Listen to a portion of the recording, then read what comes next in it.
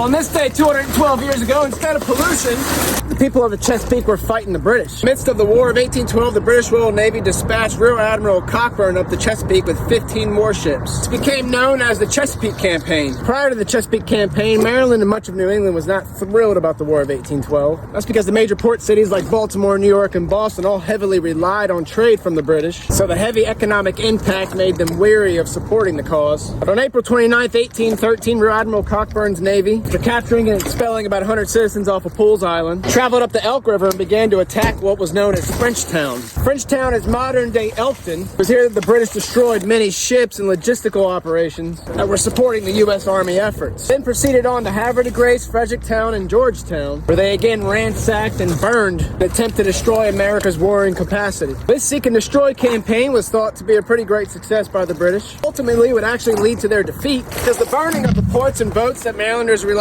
on for their livelihood, the razing of entire Chesapeake Bay villages, only served to greatly strengthen and galvanize Maryland and even much of New England's feelings about opposing the British. By 1814, by the time of the Battle of Baltimore, Maryland had a lot more volunteers, a lot more contempt for the Redcoats, ultimately leading to their defeat. Now, if only we could ultimately defeat this trash.